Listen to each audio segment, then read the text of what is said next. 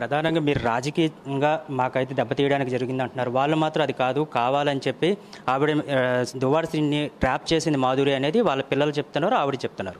సరే, రాజకీయంగా దెబ్బతీయకూడదు అనుకునే భర్త, భార్య, పిల్లలు ఆ జగనన్న మా నాన్నకి ఎమ్మెల్సీ తీసేయండి, ఎమ్మెల్సీ పోస్ట్ తీసేయండి అని ఏ భార్య అయినా ఏ తల్లి అయినా కూతురైనా అడుగుతుందా?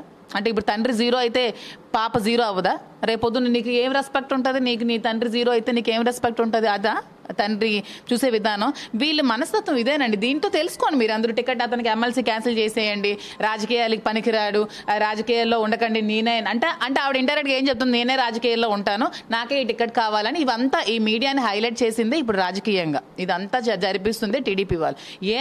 ఎక్కడ ఏ రాష్ట్రంలో ఏ నాయకులకి ఇద్దరు పిల్లలు ముగ్గురు పిల్లలు ఎవరికి లేరా అండి? ఇది ఒక్కలే కొత్తగా వింత జరిగినట్టు 3 రోజుల నుంచి తెగ చూపించేస్తున్నారు. ఏ నాయకుడికి ఎక్కడ లేరా? ఇప్పుడు నాకు పవన్ కళ్యాణ్ అంటే చాలా ఇష్టం, నేను పవన్ కళ్యాణ్ ఫ్యాన్నే. మరి పవన్ కళ్యాణ్కి 3-4 వైఫ్స్ ఉన్నారు. ఇప్పుడు మనకి అతను మనకి ఏ పొజిషన్లో ఉన్నారు? చీఫ్ మినిస్టర్ తర్వాత 2nd పొజిషన్లో ఉన్నారు.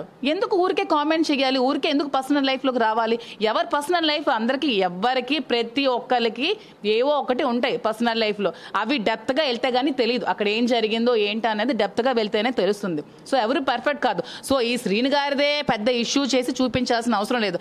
అందులో అతను ఏం నిజంగా అందరి నాయకుల్లాగా పెళ్లిళ్ళు కూడా ఏం చేసుకోలేదు, ఒక ఫ్రెండ్లీగా ఉన్నారు. ఆ రిలేషన్ని ఇప్పుడు అంటే ఏదో పవన్ కళ్యాణ్ కోసం శ్రీను గారు ఏదో కామెంట్స్ చేశారు కాబట్టి ఇప్పుడు దాన్ని హైలైట్ చేయాలని, ఎలాగైనా ఇతను కూడా బద్నాం చేయాలని చాలా మంది చూస్తున్నారు. నా మీద కూడా చాలా చాలా బ్యాడ్ కామెంట్స్ పెడుతున్నారు. ఇష్టం వచ్చినట్టు ఒక ఆడపిల్లని కూడా చూడకున్న రీల్స్, ఫొటోస్, ఈవెన్ ఒక మీడియా ఏదైనా నా వాయిస్ చూపించినప్పుడు కూడా పక్కన రీల్స్ ప్లే చేసి ఏదో ప్రపంచంలో ఎవరు రీల్స్ చేయనట్టు, ఎవరు వీడియోస్ చేయనట్టు దీన్ని హైలైట్ చేస్తూ చూపిస్తున్నారు.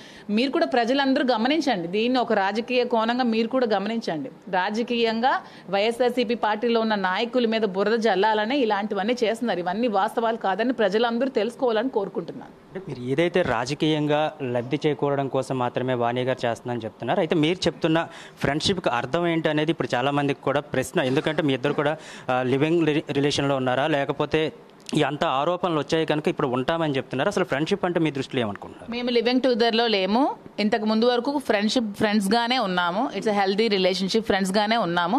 ఆరోపణలు వచ్చాయి కాబట్టి మీరు అన్నట్టు ఆరోపణలు వస్తే వెళ్ళిపోవాలా, ఆరోపణలు వేస్తే చెయ్యాలా అంటే, మీరు నిన్న ఆవిడెవరో పిల్లల కోసం కామెంట్ చేసింది, దానికోసం కామెంట్ చేసింది, ఇవన్నీ యూట్యూబ్లో వీడియోస్ అవన్నీ ఉంటాయి, పిల్లలు పెద్దయ్యాక అవన్నీ చూస్తారు. ఇంత జరిగాక ఈవిడ రచ్చకెక్కకున్నా ఇది ఇంట్లో సామరస్యంగా పరిష్కరించుకున్నా బాగుండేది. అంటే ఇన్ కేస్ నిజంగా ఆవిడ ఎలిగేషన్ చేసినట్టు ఆ మాధురికి శ్రీనివాస్ గారికి రిలేషన్షిప్ ఉందంటే నా ఇంటికి వచ్చి, లేకపోతే నిజంగా మా ఇద్దరం అక్కడ ఉంటే మా ఇద్దరి దగ్గరికి వచ్చి, నీ పెద్దలతో నువ్వు వచ్చి మా పెద్దలకి పిలిచి అప్పుడు సామరస్యంగా ఇరు కుటుంబాలు సమస్యను పరిష్కరించుకోవాలి, అంతే కదా.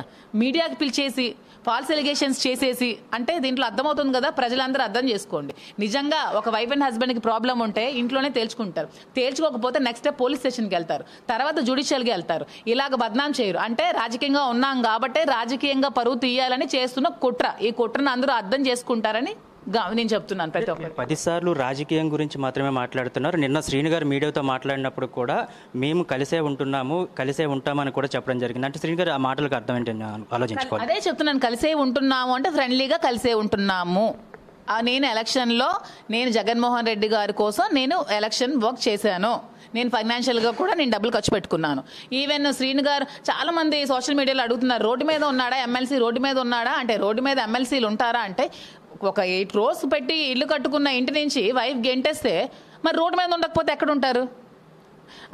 అద్దె ఇంట్లో తిరగగలరా ఒక నాయకుడు? లేకపోతే లాడ్జిల్లో ఉండగలరా? ఎన్ని రోజులు ఉండగలరు? అలాంటిది అలాగ గెంటేసినప్పుడు రోడ్డు మీద ఉన్నారు. రోడ్డు మీద ఉండి ఒక 3 రోజులు కార్లో పడుకున్నారు, ఒక 3 రోజులు ఆఫీస్లో పడుకున్నారు, దిక్కుతోచక వాళ్ళ మదర్ దగ్గరికి వెళ్ళారు. అక్కడ 6 నెలలు ఉన్న తర్వాత అప్పుడు వాళ్ళ బ్రదర్ సపోర్ట్ ఒక సైట్ తీసుకున్నాక అప్పుడు నేను ఫైనాన్షియల్గా కొంచెం సపోర్ట్ చేసి అక్కడ ఒక హౌస్ కన్స్ట్రక్ట్ చేసుకోవడం జరిగింది. ఆ హౌస్లో నాకు కూడా ఇది ఉంది, నాకు కూడా రైట్ ఉంది. I don't have right. ఇప్పుడు ఏదైతే శ్రీను గారు ఉంటున్నారో ఆ ఇంటి మీద మీకు రైట్ ఉంది? నాకు కూడా రైట్ ఉంది. నేను శ్రీను గారు మీకు ప్రెస్ మీట్లో చెప్పే ఉంటారు మీ అందరికీ. ఈవెన్ తను కూడా 2 crores స్పెండ్ చేసింది, అది నిజమే. నేను నిజంగా అప్పుడే చెప్తున్నాను. దానికి దగ్గర ఎవిడెన్సెస్ కూడా ఉన్నాయి. నేను అమౌంట్ ట్రాన్స్ఫర్ చేసింది, అకౌంట్ ట్రాన్స్ఫర్, అవన్నీ డబ్బులు ఎవిడెన్సెస్ కూడా ఉన్నాయి. ఆ ఇంటికి పని వాళ్ళకి నేను ట్రాన్స్ఫర్ చేసిన అమౌంట్స్ అన్నీ కూడా నా దగ్గర విత్ స్క్రీన్ షాట్స్ ఫోన్పేలో నేను చేసిన అన్నీ కూడా ఉన్నాయి. ఇందులో తప్పుడేం లేదు. సో నేను డబ్బులుగా ఇప్పుడు ఒక 4-5 ఫ్రెండ్స్ కలిపి డబ్బులు వేసుకొని సిటీస్లో ఒక అపార్ట్మెంట్ కన్స్ట్రక్ట్ చేసుకుంటారు. నీ ఫ్లోర్ ఒకరికి, ఈ ఫ్లోర్ ఒకరికి, ఈ ఫ్లోర్, అలాగే మేము కూడా కన్స్ట్రక్ట్ చేసుకున్నాం. తప్పే ఉంది? తప్పేం లేదు కదా, అందులో ఎవరైనా కన్స్ట్రక్షన్ చేసుకోవచ్చు. నలుగురు కలిపి ఒక బిల్డింగ్ అందరూ ఒక్కలే కట్టుకునే స్తోమత లేనప్పుడు నలుగురు ఐదుగురు కలిపి కట్టుకుంటారు. మీరు దీన్ని ఆవిడ ఏదో నంగనాచిలాగా ఏదో దొంగ కబుర్లు చెప్పేస్తే అందరూ నమ్మేకండి. ఆవిడ చాలా పెద్ద ఆర్టిస్ట్. ఆవిడకి మహానటి అవార్డు ఇవ్వచ్చు, మహాసాధ్వి, మహా ఇల్లాలు అలాంటి అవార్డులు ఇవ్వచ్చు ఆవిడకి. అలాంటివేం తక్కువ కాదు, ఇంకా అలాంటి కంటే ఎక్కువే ఇవ్వాలి. అంటే మీరు ప్రధానంగా ఏదైతే ఆరోపణ చేస్తున్నారో శ్రీను గారిని అధికార పార్టీలో ఉన్నారు, ప్రభుత్వంలో ఉన్నారు, ఉండేటప్పుడు కూడా ఆవిడ గెంటేశారని చెప్తారు. గెంటేసినప్పుడు ఎందుకు శ్రీను గారు దానికి సీరియస్గా తీసుకోలేదు? బయట పిల్లల్ని వదిలేసి మీతో కలిసి ఉండడానికి ఎందుకు ఇష్టపడ్డారు? ఏంటి, బయట పిల్లని ఎక్కడ వదిలేలేదు. ఇది అందరూ తెలుసుకోవాల్సిన విషయం, రాష్ట్ర ప్రజలందరూ తెలుసుకోండి. బయట పిల్లల్ని వదిలేలేదు. ఆవిడ పిల్లలు ఇంటి నుంచి గెంటేశారు, అతి నీచంగా బిహేవ్ చేశారు. పిల్లలు ఏ ప్రపంచంలో కూడా ఇలాంటి పిల్లలు అలా బిహేవ్ చేయరు. అలా బిహేవ్ చేసి ఇంటి నుంచి గెంటేసినప్పటికీ కూడా నిన్న మీకు అందరికీ అతను చూపించి ఉంటారు అకౌంట్ ట్రాన్స్ఫర్స్ అవన్నీ.